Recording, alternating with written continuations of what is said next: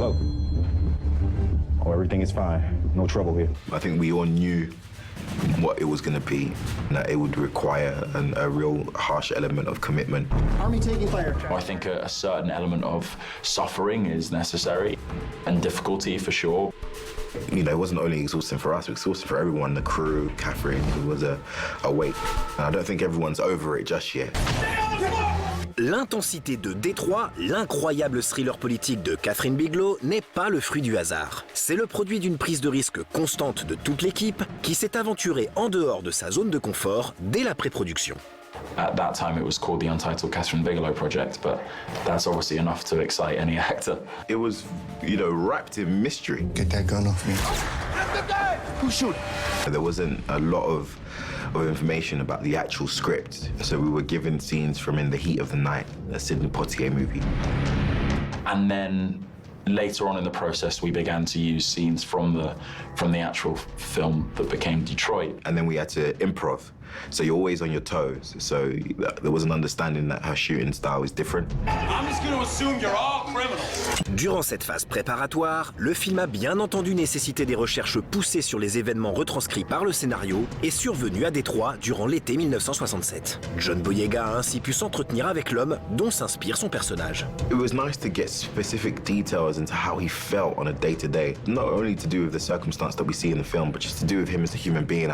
Come bearing gifts. Oh, thank you. And also thing I learned about him, he knows how to brew a good coffee, and naturally made a coffee with a cylinder and had his whole process in doing that. I ain't got any sugar. But this little intricate detail like that kind of exposes you to the man. And then you put the man in that situation. Don't push your man. Cette mise en situation des personnages fut au cœur du processus de tournage mis en place par Kathryn Bigelow. Kathryn doesn't look to create moments, she looks to capture them. And that sounds quite kind of poetic, but it's very true. She creates an environment, puts her actors in that environment, and then together with Barry Ackroyd, the DOP, she's capturing our natural reactions to that environment. I need you to survive the night. No marks with Kathryn. I don't know how she did it. I really believe there are some focus pullers out there that are going through rehab, but she definitely had the cameras in places where we couldn't see it, and just removing camera consciousness from an actor, you know, gives you the opportunity to become the character. Watching Detroit, there were several different things that were conveyed that I don't even remember doing. Ce tournage sur le vif s'est également reposé sur les multiples improvisations des comédiens. In the interrogation scene, she left it open, so the detective kept on going, asking questions. I assume this is about what went on at the motel. What happened at the motel? And it ran past the script, you know, it kept on going. It was really felt like a natural interview. Even like 2 minutes prior to them coming in, I was actually just sat there waiting, like anybody would. When we have these conversations, we do them in stages. Waiting in that room, you noticed the smallest detail, the faded blood stain on the wall. You know that this is a place in which they really try and get information out of people. Stage 1, witnesses. Stage 2, suspects. So that adds that extra element and fear. You're a suspect. Mais le morceau de bravoure de Détroit, la scène qui catalyse le propos, l'ambiance et le parcours des personnages, reste une longue séquence d'interrogatoire située dans une annexe de l'hôtel Algee.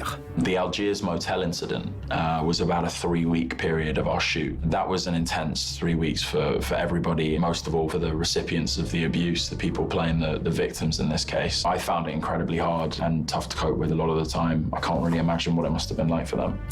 Offset, we would spend time with each other, we would develop our friendships so that when we were on set, we felt safe enough to go to those extremes. We had a kind of interesting system where we would talk to each other without looking each other in the eyes. You would ask someone if they were safe, you know, and everything was okay without looking them at the eye. It was a way of us communicating safely with each other without kind of potentially damaging our on-screen relationship. Now let's not be stupid in this situation. You can't be dehumanizing each other offset. That defeats the point of the project and the greater purpose of this film. We don't bluff.